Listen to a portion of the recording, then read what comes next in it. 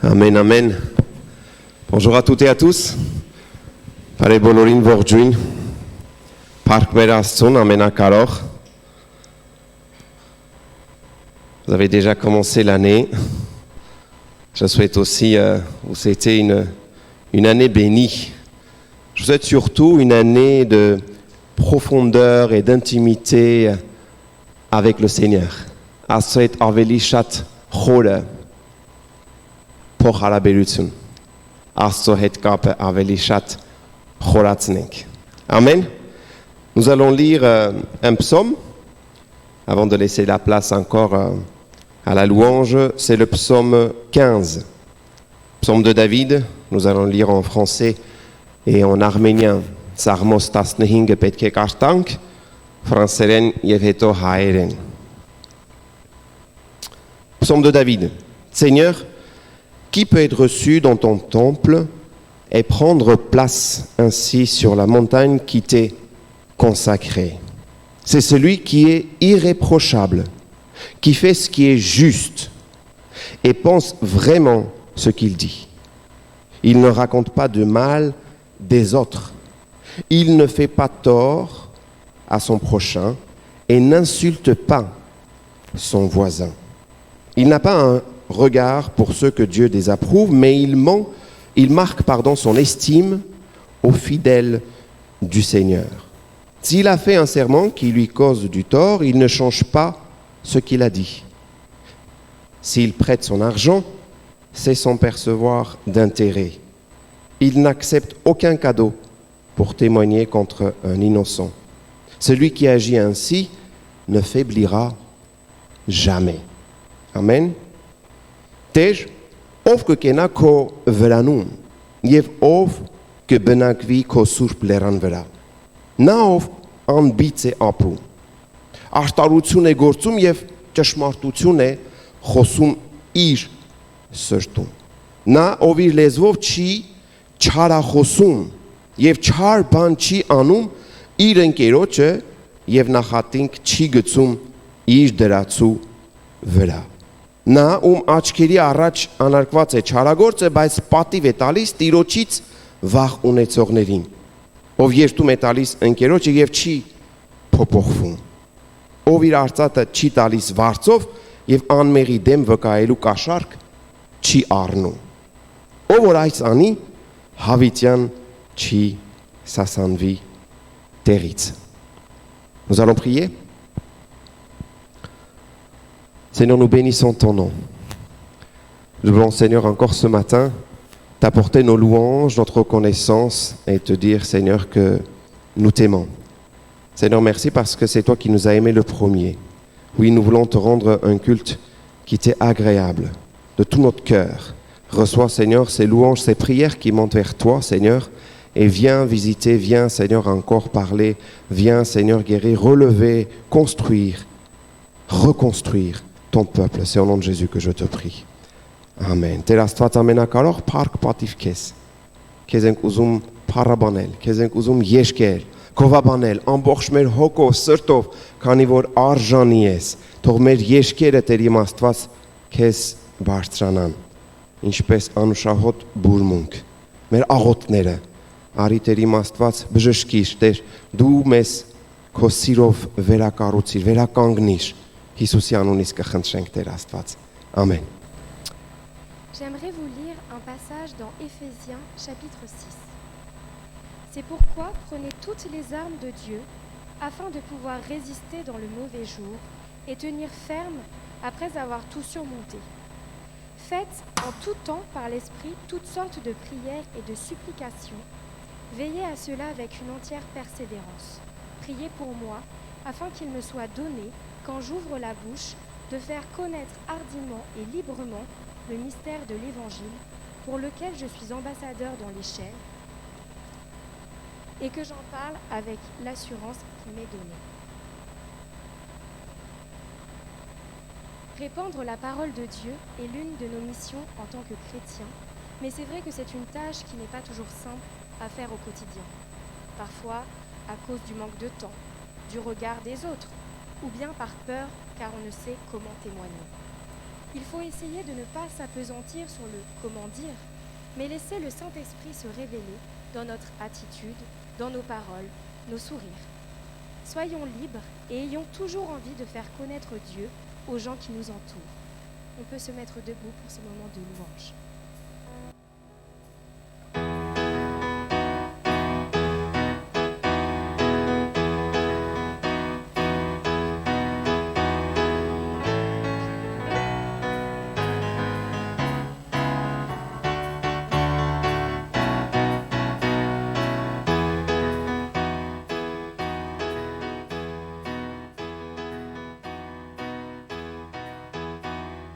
Bénis l'Éternel, mon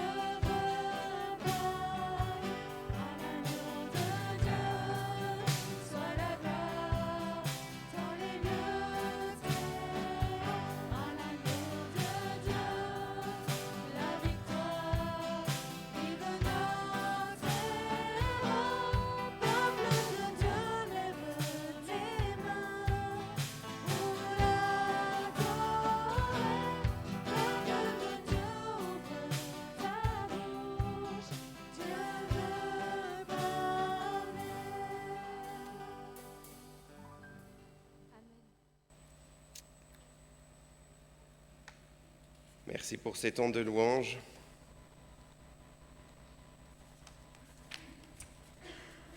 Comme vous pouvez voir, aujourd'hui, il y a beaucoup de lectures.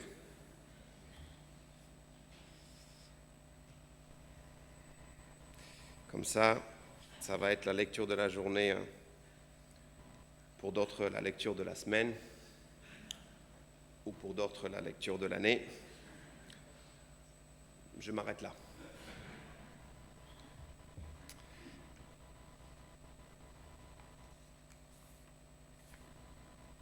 Il est écrit, tu ne diras pas de mal du chef de ton peuple. C'est le titre de mon message. Et je voudrais commencer par cette histoire qui parle d'un maître qui va demander à son élève de lui préparer le meilleur des repas possibles. Et l'élève va lui servir une langue. En disant, avec la langue, on peut rendre heureux, on peut adoucir la douleur, soulager le désespoir, relever les abattus, inspirer les découragés, aider son peuple, les semblables, et voici le meilleur repas que j'ai préparé. Alors le maître lui dit, écoute, maintenant, prépare-moi le pire, un repas que tu considères le pire, le mauvais. Ben, il dit, voici la langue, en disant, avec la langue, on peut maudire et briser le cœur, on peut détruire des réputations, amener la discorde, la guerre au sein des familles, des communautés, et voire même des nations. Quel repas, bon appétit. Alors, la langue, la parole, ce qu'on peut dire avec, je dirais, cet organe, c'est vrai, peut changer des vies, en bien ou en mal. Et dès le début de la parole de Dieu, on voit que Dieu commence par dire, au commencement, dès le départ, Dieu va dire que la lumière soit. On voit que la langue ou la parole, Dieu lui-même va utiliser pour créer. Et c'est vrai que c'est extraordinaire, la langue, la parole, n'est-ce pas? Dieu nous a dotés de cette capacité. C'est un don de Dieu pour nous, les humains, pour pouvoir communiquer, parler. Là, je suis en train de vous parler avec ma langue. L'autre jour, ma fille me disait, « Papa, c'est pas avec la langue qu'on parle, c'est avec les cordes vocales. » Je dis, « Oui, c'est vrai, mais s'il n'y a pas la langue, est-ce qu'on va arriver à distinguer les paroles ?» Bon, je ne suis pas spécialiste dans le domaine, je m'arrête là. En tout cas, Dieu nous a donné, oui, ce don ou cette capacité pour pouvoir communiquer, s'exprimer, dire des choses. Et c'est merveilleux, n'est-ce pas? On peut aimer, on peut dire à quelqu'un combien on l'aime, en l'écrivant ou bien même à voix haute, verbalement, oralement, combien la personne nous est chère. La parole est là pour bénir, pour dire des bonnes choses, des bénédictions, des bonnes dictions, des bonnes choses, on peut dire, mais aussi avec la parole, avec la langue, on peut maudire, dire des malédictions. Donc il est question ici de dire avec cette langue.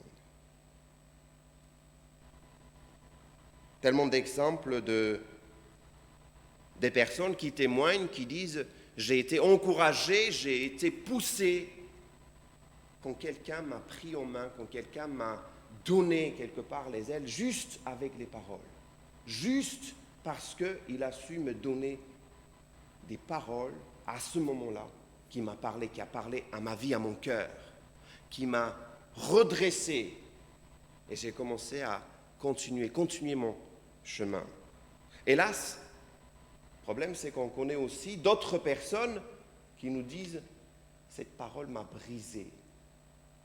Une parole qui peut des fois être plus, je dirais, perçant, qui peut faire plus mal qu'un couteau, une parole. On a fait cette étude pour voir l'enfance des criminels et on s'est rendu compte que quand ils étaient enfants, quelqu'un, ou si ce n'est pas plusieurs personnes, a dit quand ils étaient enfants, tu es un vaurien, tu vas terminer par rien faire, tu es méchant. Cette parole, cette chose qui était dite dans leur vie, c'est comme si ça s'est réalisé, cette chose a continué à les poursuivre tout au long de leur vie.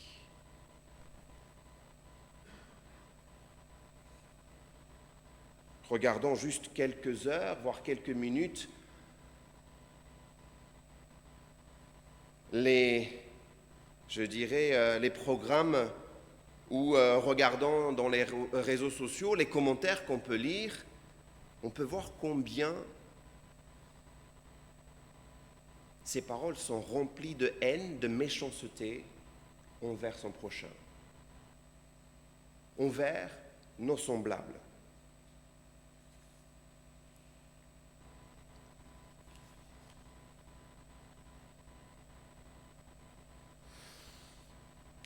Et cette parole ne s'arrête pas que juste, ces paroles mauvaises ne s'arrêtent pas juste pour nos semblables, notre frère, notre sœur. Et avec cette parole, on peut maudire quelqu'un. Et aussi, avec même bouche, avec même langue, on va louer le Seigneur. On veut bénir le Seigneur. Ou même, cette parole, avec cette langue, on peut maudire quelqu'un, on peut dire des méchancetés, mal dire, tchalachosel. En arménien, on a ce joli mot tchalachosel, mal dire, et puis après se retourner envers nos proches, ceux que nous aimons, pour dire des bonnes choses, avec cette même langue.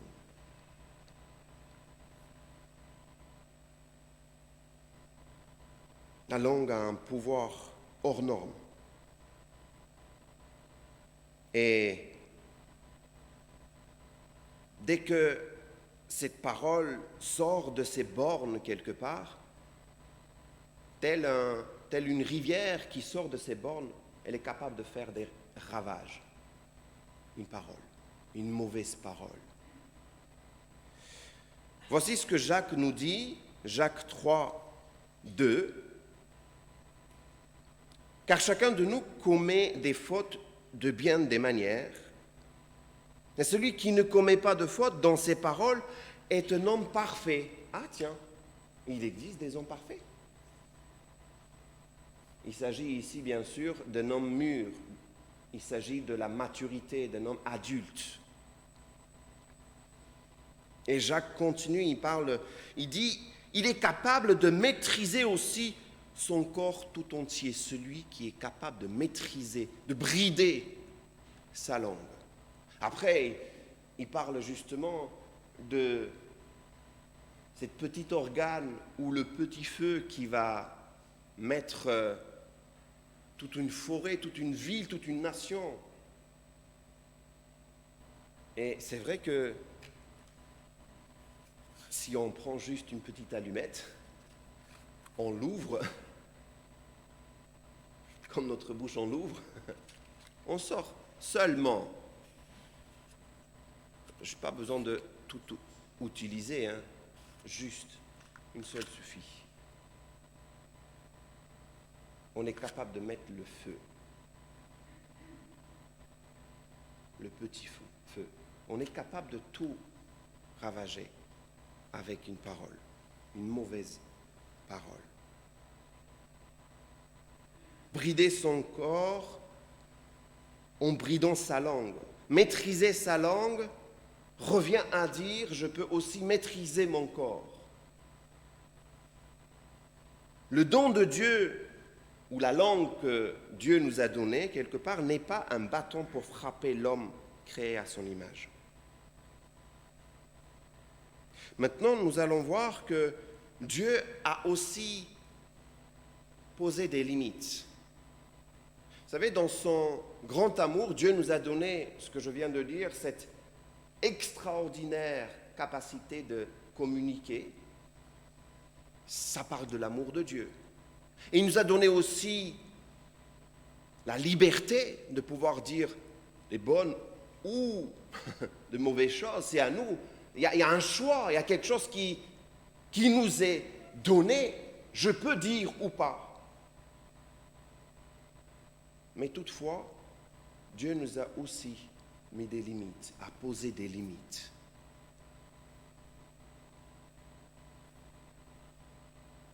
Toujours par amour. Certains pourraient le dire, ah mais ce sont des interdictions, la religion interdit que... Non, c'est dans l'amour que Dieu nous a posé des limites. Il ne t'est pas permis de dire des mauvaises choses ou dire du mal au chef de la nation. Nous allons voir que les êtres célestes ont bien compris et ont bien respecté. Une autre lecture qu'on va faire, c'est dans 2 Pierre, chapitre 2, versets 10 à 11. Là, on voit une différence entre les hommes et les anges, vous savez. Il nous est dit, il punira surtout ceux qui suivent les mauvais désirs de leur corps. Ceux-là cherchent seulement à faire des actions impures et ils méprisent l'autorité du Seigneur. Ces faux maîtres ont trop confiance en eux. Ils sont orgueilleux et ils n'ont pas peur d'insulter les esprits glorieux du ciel. Mais les anges ne jugent pas ces esprits et ils ne les insultent pas devant le Seigneur.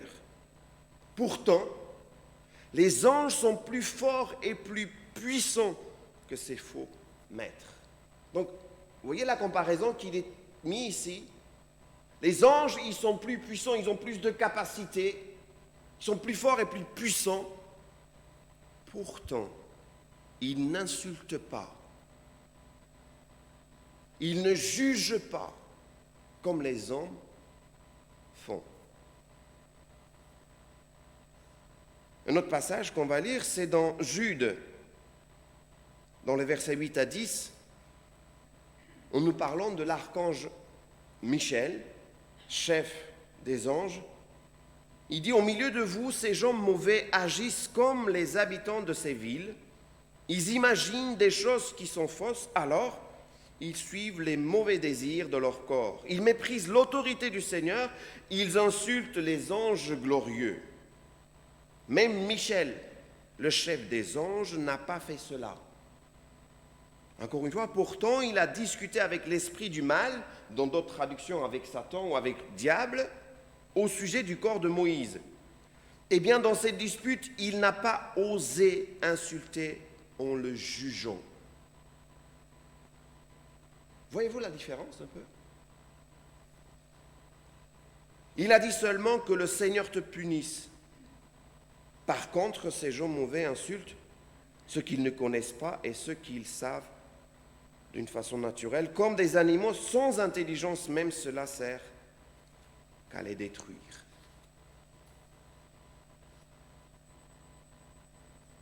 Combien de personnes osent insulter, juger, dire du mal? Que ce soit ici en France, ailleurs, en Arménie ou ailleurs, vous savez. Écoutez seulement ce que les gens sont capables de dire. Toutes ces personnes qui gouvernent même. Écoutez seulement quelques instants, vous allez vous rendre compte. Toutes les paroles qui sortent de la bouche de l'homme. Ce qui est triste, c'est que on entend aussi dans les églises.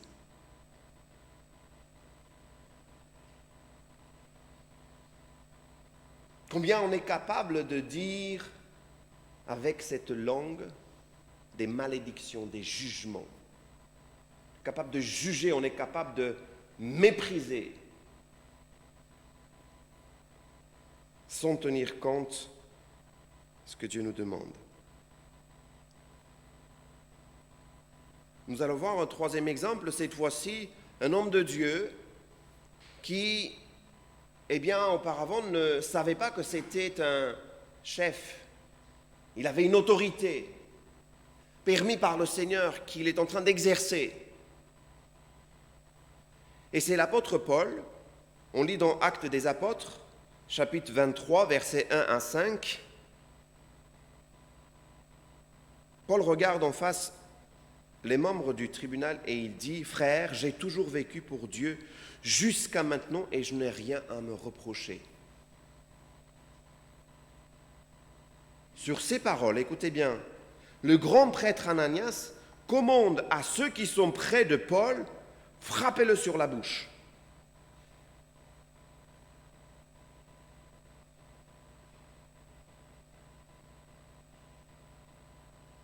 Combien le monde invisible est sensible aux choses de Dieu. Une réaction tout de suite, ça revient. Frappez-le sur la bouche. Alors Paul lui dit, c'est toi que Dieu va frapper, espèce de mur blanchi. Tu es assis là pour me juger d'après la loi et tu donnes l'ordre de me frapper. C'est contraire à la loi. Ceux qui sont près de Paul lui disent, tu insultes le grand prêtre de Dieu. Paul reprend. Frère, je ne savais pas que c'était le grand prêtre. En effet, dans le livre des Saints, on lit « Tu ne diras pas de mal du chef de ton peuple ». Pourquoi Paul change son attitude? Pourquoi Paul change ses paroles? Pourquoi Paul change son discours?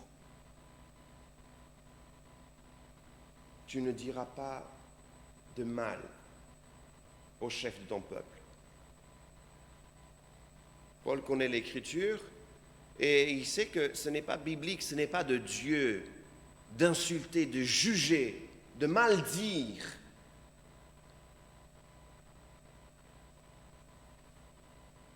Adresser ses paroles au chef du peuple. J'avance encore et j'arrive à mon dernier point qui sont les conséquences. On a vu que c'est extraordinaire ce que Dieu nous a donné, la parole, la langue. On a vu que Dieu nous a posé aussi des limites. Les anges, les êtres célestes ont compris. Les hommes, toujours pas. Certains, si. On le voit avec l'exemple de Paul. Et on va voir qu'il y a des conséquences à tout cela. Un proverbe dit que nous sommes toujours maîtres des paroles que nous n'avons pas dites. C'est-à-dire qu'une fois que les paroles sortent de notre bouche, on ne peut plus les rattraper. Tu l'as dit, c'est parti. Tu l'as noté, c'est gravé. C'est déjà dit.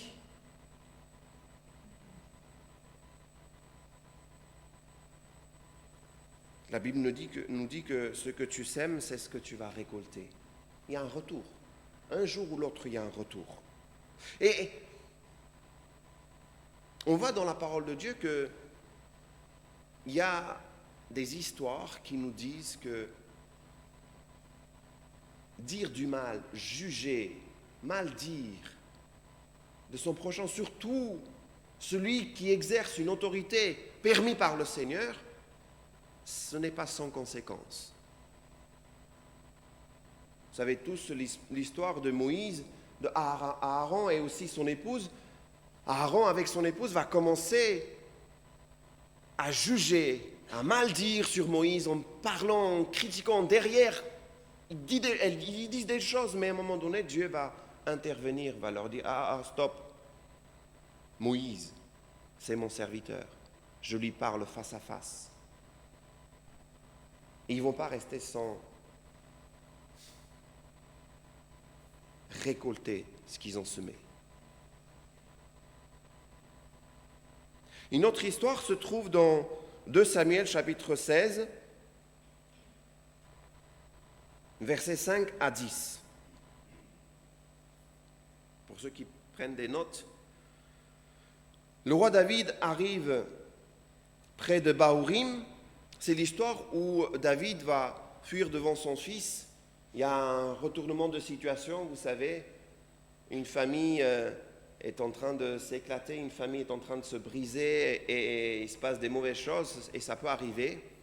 Malheureusement, ça arrive aussi dans les églises. Et David est en train de fuir. Au même moment, un certain Chiméi, fils de Guéra, sort de ce village. Il est du même clan que Saül. Chiméi se met à lancer des malédictions contre le roi. Tranquille. Il jette des pierres à David. Il jette des pierres, c'est le roi. Et à tous ses ministres. Pourtant, le peuple et les soldats marchent à droite et à gauche du roi. Voici que Chiméi dit dans ses malédictions, « Va-t'en, assassin, tu ne vaux rien. Le Seigneur te fait payer pour tout ce que tu as tué dans la famille de Saül. Tu as volé le pouvoir royal à Saül. » Ah bon? C'est pourquoi le Seigneur le donne à ton fils Absalom. Et toi maintenant, tu es dans le malheur parce que tu es un assassin. Alors, Abishai, fils de Séruia, dit au roi, « Pourquoi est-ce que ce chien mort maudit le roi? Laisse-moi passer, je vais lui couper la tête. » Ah, c'est violent, hein? Mais le roi répond, « Qu'est-ce que vous me voulez, toi et ton frère Joab ?» Il dit, le roi David, il dit, « Non, laissez-le tranquille. Laissez-le tranquille. Il ne dit rien. » Plus tard, on le verra, il a même juré à l'Éternel de ne pas le tuer. Il n'a pas touché. Il a dit non, laissez-le tranquille.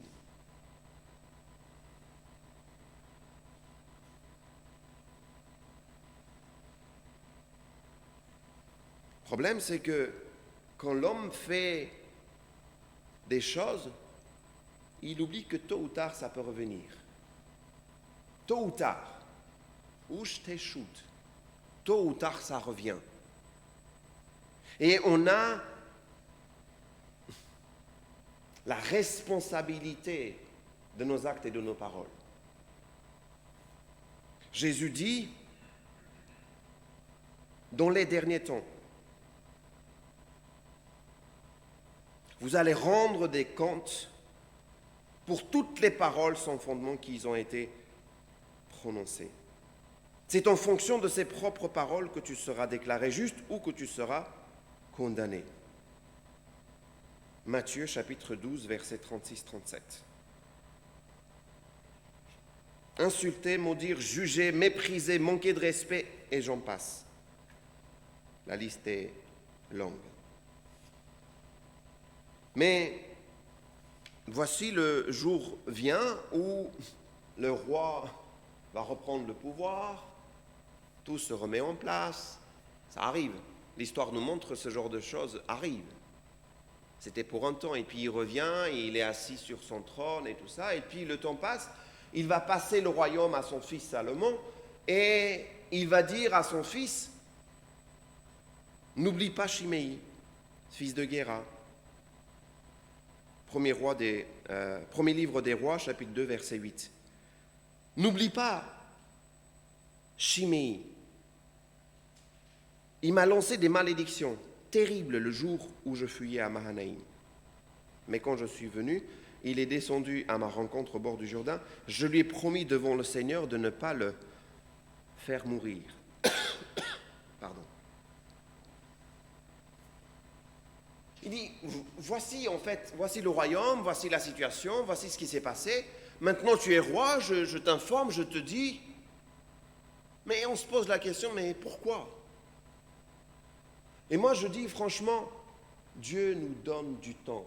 Dieu est rempli de grâce, il va laisser le temps de se ressaisir.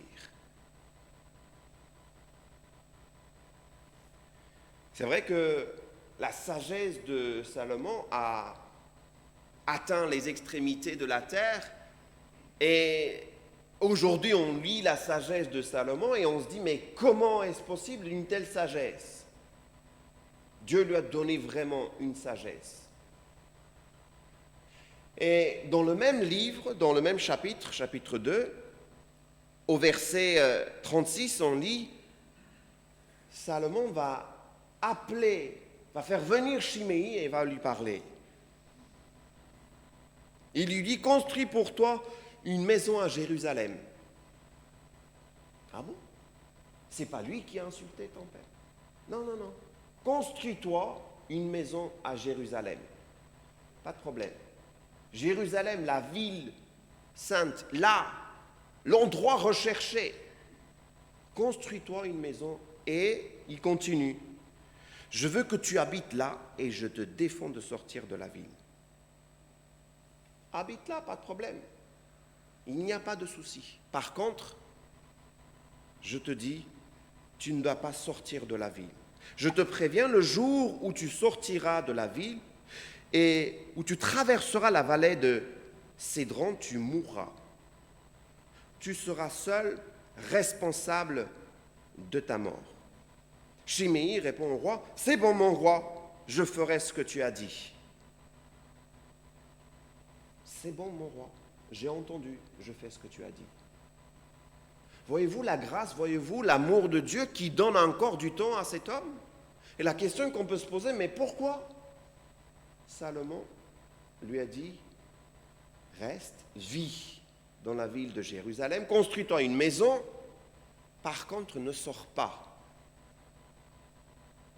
des frontières. Pourquoi il fait cela?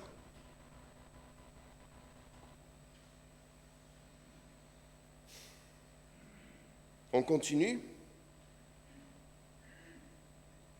On va voir la sagesse de Salomon et on va voir le problème de cet homme, le vrai problème de cet homme. Chiméi reste longtemps à Jérusalem, mais au bout de 3 ans,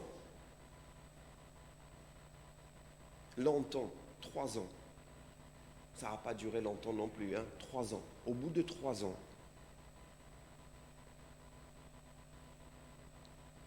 2 de ses esclaves fuient chez Akish, fils de Maaka et roi de la ville de Gath. Chiméi apprend que ses esclaves sont à Gath, alors il prépare son âne et il part pour Gath. Chez Akish, chercher ses esclaves. Ensuite, il les ramène à Jérusalem. Salomon apprend que Chiméi est allé à Gath et qu'il est revenu. Alors, le roi envoie quelqu'un appeler Chiméi et il lui dit, « Je t'ai fait promettre devant le Seigneur de ne pas sortir de la ville. Je t'ai prévenu en disant, si tu en sors pour aller ici ou là, tu mourras. Tu m'as répondu, c'est bon, j'ai compris. »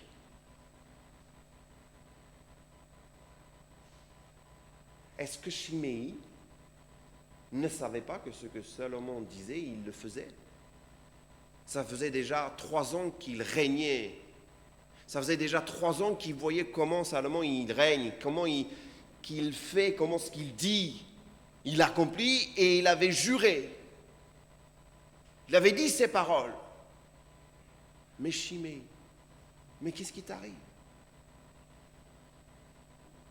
Pourquoi tu fais cela? Pourquoi tu sors?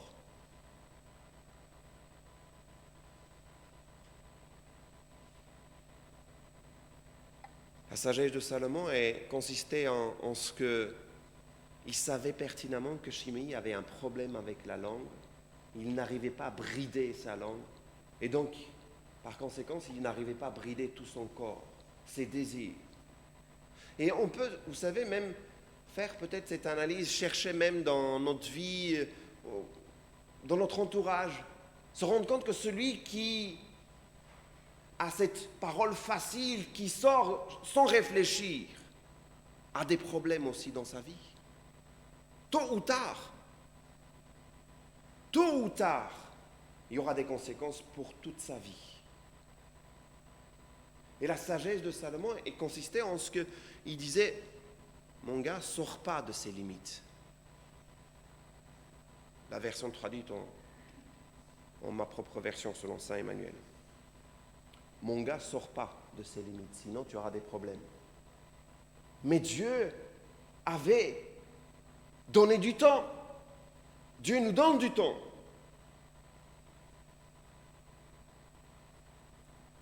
Tu m'as répondu, c'est bon, j'ai compris. Tu n'as pas tenu ce que tu avais promis devant le Seigneur. Pourquoi tu as désobéi à l'ordre que je t'ai donné? Pourquoi donc? Le roi donne un ordre à Benaïa, fils de Yaoda. Il sort du palais avec Chiméi, se jette sur lui et le tue. De cette façon, le pouvoir du roi Salomon est solidement établi. C'est ce qu'on lit dans ce livre, dans ce chapitre.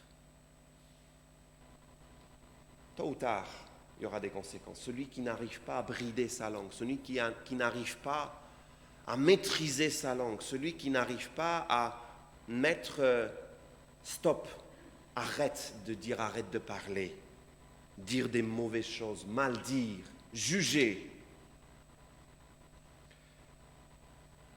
Je conclus avec ceci, la parole est un don mais aussi une responsabilité. Deuxièmement, la maîtrise de la langue est un signe de maturité, on le voit dans la parole de Dieu. Et puis troisièmement, soyons conscients des conséquences liées à ce que nous disons. Tôt ou tard, il y aura des conséquences. Amen. Écoutons cette parole, nous pouvons faire ce qu'on veut. Écoutons cette prédication, ce message. On peut passer à côté, écoutons ce message, on peut dire, bon, ok.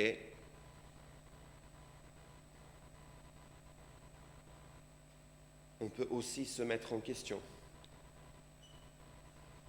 Se remettre en question en se disant, Seigneur, peut-être ça me concerne. Je dois peut-être faire attention à ce que je dis. Je pars derrière, je parle méchamment, je juge. Qui est-ce que je juge? Seigneur, tu sais toutes choses. Գրված է թե քո ժողովրդի իշխանին չչարախոսես։ Աստծո խոսքի մեջ մենք տեսնում ենք, որ Աստված ստեղծում է աշխարհը այս խոսքերով թող որ լույս լինի, այսինքն խոսում է եւ արարում է երկիրը։ Մարդը խոսքն օգտագործում է օրհնելու, բարին ասելու, բայց նաև չարախոսելու, վատ բաներ ասելու։ Մի խոսքով, ինչ որտեղ տեսնում ենք, որ նույն լեզուն մարդ օգտագործում է օրհնելու եւ նաև անիծելու։ Տեսնում ենք, որ մի մարդ կարող է օրհնված, քաջալերված երիտասարդ երեխա, դեռահաս, քաջալերված լինի մյուսի խոսքերով, որ ոտքի կանգնի շարունակի իր ճանապարհը, բայց միևնույն ժամանակ կարող ենք տեսնել մյուսները ինչպես կարող են հիասթափված եւ ամբողջ կյանքը կոտրված, ջարդված լինեն մի խոսքով։ Քանի որ երբեմն բառը, խոսքը ավելի սուր է, քան դանակը։ Հակոբոսը մեզ կասի, եթե կարողանաս քո լեզուն կառավարես, քո լեզվի վրա դու բանալի դնես, կարող ես ամբողջ մարմինդ կառավարես։ Եթե այն մարդը կարող է իր լեզուն կառավարել, սանձել իր լեզուն, այդ մարդը կատարյալ է։ Իր խոսքի մեջ նաև Հակոբոս, որ կկարտանք, տեսնենք այն խոսի, այն պաժարի, այն հրդեհի մասին, որ կասի այն փոքր լուցկու տուպով վերցնենք եւ այն վառենք, ամբողջ հրդեհը պետք է գցենք քաղաք եւ նույնիսկ ավելի շատ վնասներ պետք է տանք։ Եվ տեսնում ենք, որ մարդիկ մի խոսքով կարող են շատ մեծ վնասներ տալ։ Եթե իր ճակերտներից դուրս է, իր ափերից դուրս է գալիս մարդ, շատ մեծ վնասներ է տալիս։ Նման այն մի գետի, որ իր ափերից դուրս է գալիս, վնասելով ամեն ինչ, որ գտնվում է իր շուրջ բոլորը։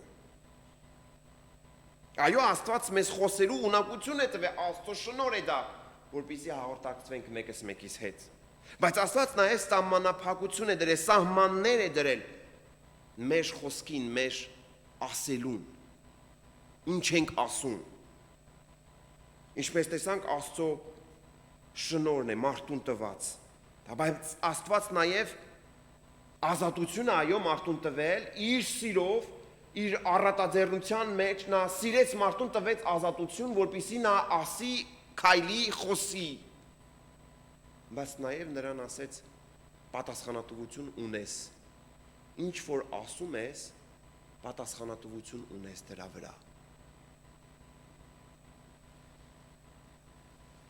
Մի չարախոսիր, մի հայոյիր, մի անիծիր։ Մի չարախոսիր։ Ուղղակի տեսնենք մի քանի խոսքեր կարտանք սոցիալ կայքերի մեջ կամ մարդկանց լսենք, տեսնենք թե ինչքան կարող են մարդիկ չարախոսել իշխաններին, նախագահներին, այնքան վատ բաներ կասեն, որ երբեմն մեր ականջներն ուզում ենք փակել։ Մի չարախոսիր։ Տեսնենք, որ երկնային ստեղծվածները, հրեշտակները հասկացել են այդ բանը։ Երկրորդ Պետրոս, երկրորդ գլուխ 10-ից 11-րդ խոսքի մեջ տեսնում ենք, որ երբ որ մարդիկ չեն հասկանում դա, հրեշտակները, որ կարողությունով եւ զորությունով ավելի բարձր են մարդկանցից, Աստծո խոսքն ասում է նրանք չեն հայոյում, նրանք չեն դատապարտում, իսկ մարդիկ առանց հաշվի առնելու կարող են հայոյել եւ դատապարտել։ Մեկ ուրիշ օրինակ կարող են գտնել Հուդա գրքի մեջ 8-ից 10-րդ խոսքի մեջ, այստեղ որ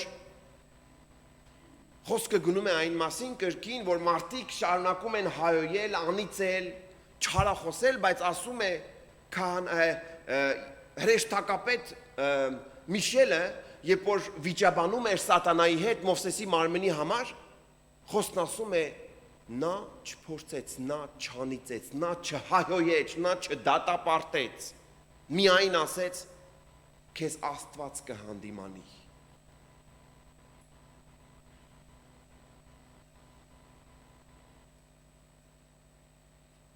Հրեշտակները մեզ դաս են տալիս։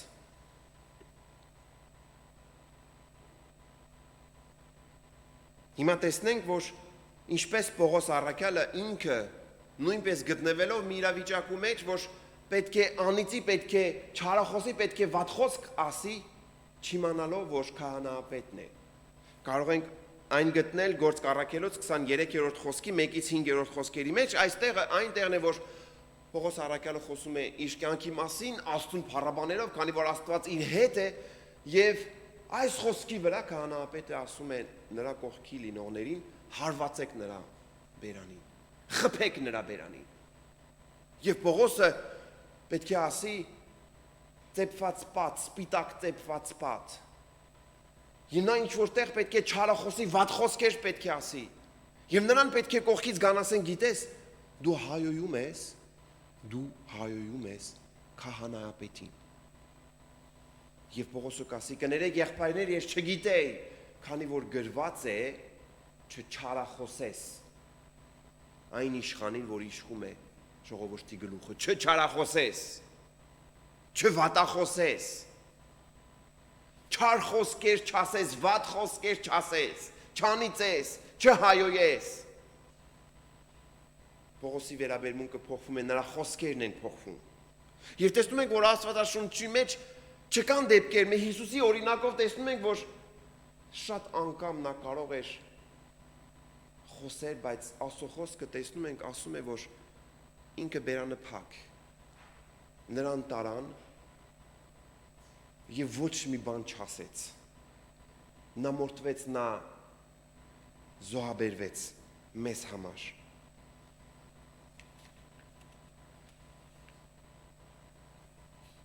Հասկանանք, որ հետևանքներ կա։ Այո, Աստծո խոսքը, Աստծո պաշկևը, այն լեզուն, այն խոսքը, որ Աստված մեզ տվել է, դա մեծ պաշկև է, բայց Աստված սահմաններ է դրել, եւ եթե այդ սահմանները մենք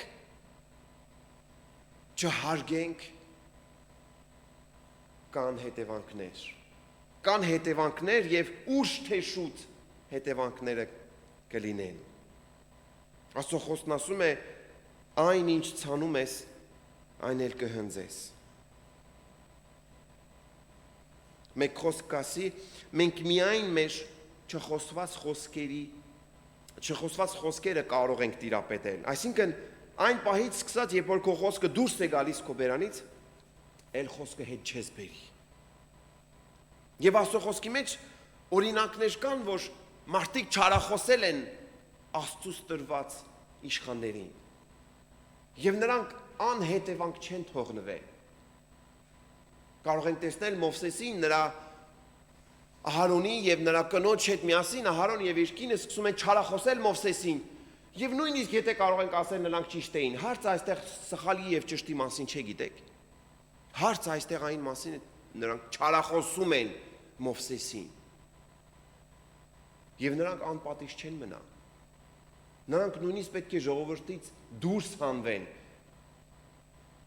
եւ Աստված պետք է պատժի։ Մեկ ուրիշ օրինակ գտնվում է Երկրորդ Թագավորաց 16:5-ից 10-րդ խոսքերի մեջ, ես չպետք է բոլորը կարդամ, ուղղակի ասեմ, որ Դավիթը այստեղ փախչում է իր որդուց, այս թագավորական ընտանիքի մեջ մեծ պատերազմ է եւ ինքը փախչում է իր որդուց Աբսալոմից փախչում է եւ նրան դեմ է գալիս Սիմեին եւ նրան անիծում է, նրան չարախոսում է, նրան հայոյում է, քարկոծում է նույնիսկ ասելով դու գողացար թակավորությունը Սավուղից շարունակում է այսպես հայոյելը, բայց Դավիթը նրան ձեռք չպետք է տա եւ երբ որ ամեն ինչ վերականգնվում է Դավիթը գալիս է կրկին իր արքայություն գահին եւ շարունակում է գահել թակավորել եւ ժամանակը գալիս է որ պետք է իր որդուն տա Սողոմոն աշխային նրան հիշեցնում է հիշիր Սիմեին այս բաներն է եղել ահա թե թակավորության մեջ ինչ է կատարվել եւ տեսնում ենք որ Սողոմոնը իր իմաստությունը Աստծո տրված իմաստությունը պետք է օգտագործի այս իրավիճակի մեջ եւ տեսնում ենք որ Աստված իր մեծ սիրով պետք է ժամանակ տա նաեւ այս Սիմեին Սողոմոն արքան պետք է կանչի Սիմեին եւ նրան պետք է ասի դու կարող ես տուն կառուցել Երուսաղեմի մեջ եւ այնտեղ բնակվել ես քեզ ձեռք չեմ տալու ապրիր ինչքան կուզես հարց չկա բայց այն օրվանից երբ որ պետք է դու սահմաններից դուրս գաս դու պետք է մահանաս դու պետք է մեռնես խոսքս հիշիր դու կարող ես ապրել քո կյանքը վահելել միջև ծերություն, միջև մահ պրոբլեմ չունես, բայց այն պահից, որ դու այս սահմաններից պետք է դուրս գաս, պետք է մահանաս։ Սիմեին ասում է, օքեյ, հարց չկա։ Ահա ժամանակը, որ Աստված տալիս է մարդուն, ահա ժամանակը, որ Աստված շնորհում է սիրով մարդուն։ Բայց մարդը, որ մեծ պրոբլեմ ունի սանձելու իր լեզուն, մեծ պրոբլեմ ունի իր կյանքի մեջ։ Եվ կարող ենք տեսնել շատ մարդկանց օրինակներ, ովքեր դժվարություն ունեն իր լեզուները սանձել օրերից մի օր։ Այդ վտանգը պետք է իրենց վրեն թափվի։ Ուշ թե շուտ։ Եվ Սողոմոն արքան լավ գիտեր, նրա իմաստությունը դրանում է կայանում, ինչու Սողոմոն արքան ասեց Սիմեին, այս սահմաններից դուրս չգաս։ Եվ որ կարդում ենք խոսքը նույն գլխի մեջ, տեսնում ենք, որ 3 տարի անց, որոշ ժամանակ անց, 3 տարի անց, Սիմեի ստրուկները փախնում են, գնում են դուրս, եւ Սիմեին պետք է գնա իր ստրուկների հետևից, գիտենալով, որ նա խոսք էր տվել, գիտենալով, որ Սողոմոն արքան իրեն ասել էր, այն պահից, որ դուրս գաս այստեղից սահմաններից, դու պետք է մեռնես։ Միթե Սողոմոն արքան ուղակի օդի մեջ բաներ էր ասում։ 3 տարի է թակավորում էր Սողոմոն արքան եւ Սիմեին տեսել էր թե ինչպես Սողոմոն արքան կառավարում է իմաստությունով։ Երբ խոսք էր տվել եւ ինչ որ ասում էր Սողոմոն արքան անում էր։ Բայց այն մարդը տեսնում եք որ մեծ պրոբլեմ ունի սանձելու իր լեզուն մարմնի հետ, կամքի հետ, ցանկության, իղձերի հետ մեծ պրոբլեմ ունի։ Մեկը կասի, եթե քո լեզուն չես կարող սանձել, եթե քո սովը, եթե քո հատուտերը չես կարող սանձել, մեծ պրոբլեմ կունենաս քո կյանքի մեջ։ Եվ տեսնում եք, որ այս մարդը իր կյանքի գնով պիտի վճարի այն ստրուկների, որ ազատություն էին միգուցե փնտրում գնում, գտնել էին ազատությունը նրանց հետ բերեց, բայց իր կյանքի գնով վճարեց։ Եվ խոսքը տեսնում ենք, որ Սողոմոն արքան պետք է նրան հիշեցնի, ահա թե ինչպես մենք իրար հետ խոսեցինք։ Եվ հիմա վերջակ է, հիմա վերջն է եկել։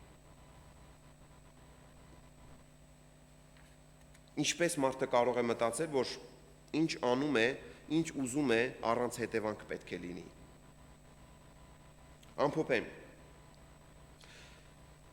Խոսքը շնորհն է Աստծո կողմից, բայց նաև պատասխանատվություն։ Երկրորդը խոսքի տիրապետումը հասունության նշան է։ Աստծո խոսքի մեջ դա տեսնում ենք, ոչ կարող է սանձել իր լեզուն։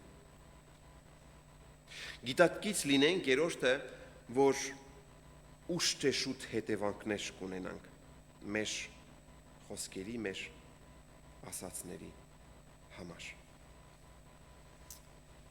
Ամեն խորհենք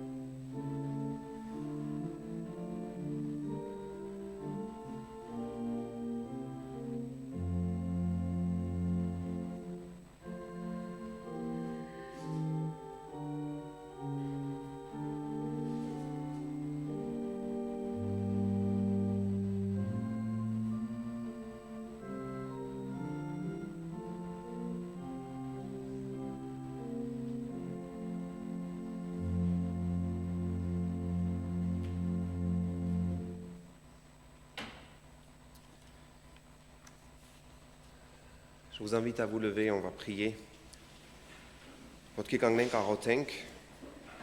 Nous avons entendu la parole de Dieu et je voudrais qu'on puisse aussi prier, remercier le Seigneur. Seigneur notre Dieu, merci. Tu nous as tout donné. Tu nous as donné ton amour, ton Fils. Tu nous as donné ta parole, ton esprit, Seigneur, tu es avec nous. Merci de nous aider, c'est vrai, d'entendre et non seulement entendre, Seigneur, mais accueillir, recevoir et la mettre aussi en pratique, ta parole, afin d'être dans ta volonté, au nom de Jésus. Տեր Աստված ամենակարող, շնորհակալություն, քանի որ դու մեզ սիրում ես, մեզ օրհնում ես, մեզ առաջնորդում ես, դու ես մեզ տվել ամեն բան, քո սերը, քո որդուն, քո Սուրբ Հոգին, քո խոսքը, կխնդրենք, որպեսզի մեզ օգնես։ Հյուրընկալենք քո խոսքը լցվենք, ստանանք Տեր իմ Աստված, լսենք եւ ոչ միայն լսենք, այլ նաեւ գործի մեջ տնենք։ Հիսուսի անունից կխնդրեմ Տեր ջան։ Amen. On peut prendre place. Alors avec Estelle.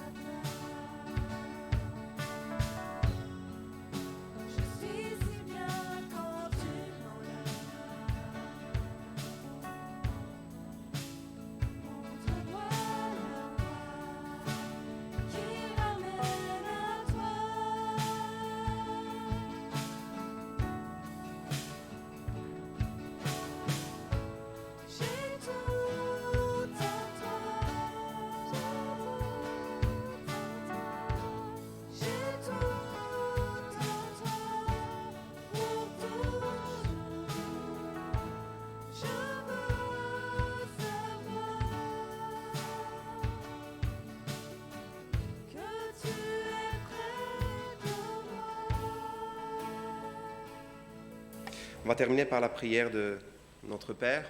Et si à la fin on a un chant, on va le chanter à la fin. D'accord ? Notre Père qui es aux cieux, que ton nom soit sanctifié, que ton règne vienne, que ta volonté soit faite sur la terre comme au ciel. Donne-nous aujourd'hui notre pain quotidien. Pardonne-nous nos offenses, comme nous aussi pardonnons ceux qui nous ont offensés. Ne nous conduis pas en tentation, mais délivre-nous du mal. Car c'est à toi qu'appartiennent tous les siècles, puissance, siècle, siècle. Amen.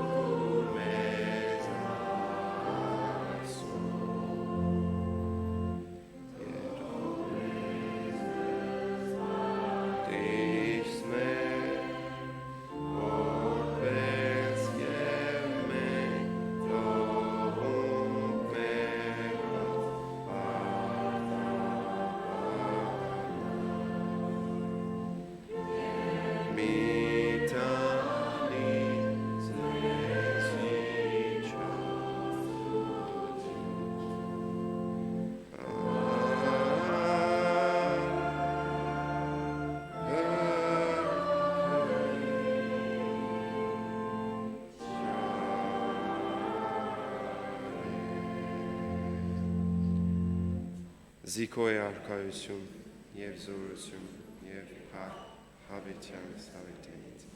Amen.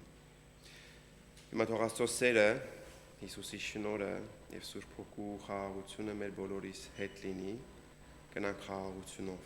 Que l'amour de notre Père, la grâce de notre Seigneur Jésus et la communion de Saint-Esprit, de notre Saint-Esprit, puissent nous conduire et soit avec nous.